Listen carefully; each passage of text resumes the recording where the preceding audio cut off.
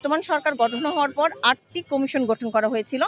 সেই কমিশনেরও বিভিন্ন রকম কথা নিয়ে, বিভিন্ন রকম সুপারিশের কথা নিয়ে আমরা বারবার তার সমস্যা নিয়ে আমরা কথা বলেছি।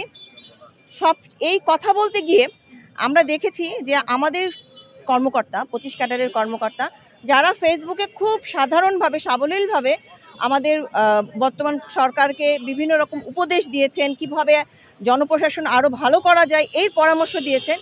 বাট এই জিনিসগুলো অন্য একটা বিশেষ ক্যাডার তারা ভালোভাবে নিতে পারেনি। তারা আমাদেরকে বিভিন্নভাবে অ্যাটাক করেছে, অনেক খারাপ ভাষা দ্বারা ইউজ করেছে সামাজিক যোগাযোগ মাধ্যমে। কিন্তু তারপরও তাদের কোনো কর্মকর্তাকে কোনো রকমভাবে কোনো রকম শাস্তি আওতায় আনা হয়নি। কিন্তু আমাদের 25 ক্যাডারের মধ্যে 12 জন কর্মকর্তাকে কোনো রকম কারণ ছাড়া, কোনো রকম পূর্ব নোটিশ ছাড়াই তাদেরকে সাসপেন্ড করা হয়েছে। এবং এই 12 জন কর্মকর্তার সাসপেনশন হওয়ার পরেও আমাদের কোনো রকম উপদেষ্টা মণ্ডলী কিন্তু এই ব্যাপারে কিছুই জানতেন না। আমরা নিজেদের তাগিদে তাদেরকে সব উপদেষ্টা মণ্ডলীকে আমরা জানিয়েছি। 26টি ক্যাডার আছে বিসিএসে। এই 26টি ক্যাডারের মধ্যে 25টি ক্যাডার আজকে আমরা এক হয়ে আন্দোলনে অংশগ্রহণ করেছি। কারণ একটি ক্যাডার সবসময় আমাদের সাথে এক প্রভুর মতো আচরণ করে এবং বিভিন্ন ধরনের নিয়ম নীতি তারা আমাদের উপর চাপিয়ে দেয় এবং আমাদের প্রমোশন থেকে শুরু করে, পোস্টিং থেকে শুরু করে সবগুলো তাদের কন্ট্রোলে। আজকে দেশ ফ্যাসিস্ট মুক্ত হলেও প্রশাসন ক্যাডার ফ্যাসিস্ট মুক্ত হয় নাই। তারা সেই ফ্যাসিস্ট আচরণ আমাদের সাথে এখনও বজায় রেখেছে।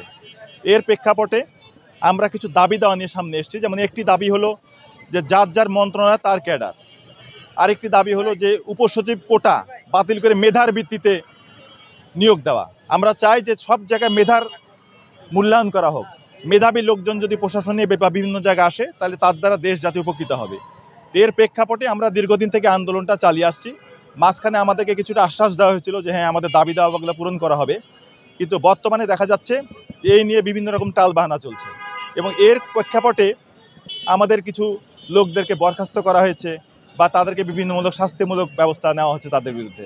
এইগুলো যাতে না করা হয় এই জন্য আমরা আজকে আন্দোলন কর্মসূচি ঘোষণা করেছি। জন্যই আমরা একই সাথে যোগদান করি। আমাদের সাথে দেখা যায় যে প্রশাসন ক্যাডার যারা আছেন তারা অতিরিক্ত সচিব হয়ে গেছেন, তাদের পদ নাই কিন্তু তারা প্রমোশন নিচ্ছে। অথচ আমাদের ক্ষেত্রে দেখা যায় পদ থাকা সত্ত্বেও আমাদের প্রমোশনটা হচ্ছে না।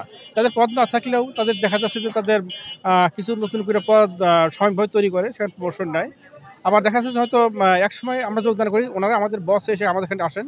অথচ আমাদের যে আন্দোলনটা হলো যে যার যার মন্ত্রণালয় আমরা সেখানে যার যার ডিপার্টমেন্টে তার মন্ত্রণালয়ে আমরা কাজ করবো। এটি আমাদের আজকের আন্দোলনের মূল কথা আর কি। বিশেষ করে 25 ক্যাডারের সমন্বয় পরিষদ আমরা এখানে পূর্ণ দিবস কর্মবিরতি পালন করতেছি। আপনারা জানেন যে কিছুদিন পূর্বে সরকার ঘোষিত সংস্কার কমিটি গঠিত হয়েছে জনপ্রশাসন সংস্কার সংক্রান্ত। তো সেখানে বেশ কিছু দাবি দেওয়া বিষয় আমরা এর আগেও সরকারের কাছে সুস্পষ্টভাবে তুলে ধরেছি। কিন্তু জনপ্রশাসন সংস্কার কমিশন যে রিপোর্ট প্রকাশ করেছে সেই রিপোর্ট প্রকাশে আমাদের যে দাবিগুলো উল্লেখ করা ছিল সেগুলো সুস্পষ্টভাবে আসেনি। তারই পরিপ্রেক্ষিতে এবং আমাদের এই দাবি দাওয়াগুলো প্রকাশ করার জন্য এখন পর্যন্ত বিভিন্ন ক্যাডারের 12 জন সদস্যকে সাময়িকভাবে বরখাস্ত করা হয়েছে।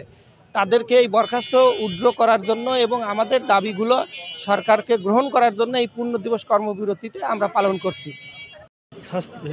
ক্যাডার সার্ভিসে দীর্ঘদিন ধরে বৈষম্য বিরাজমান।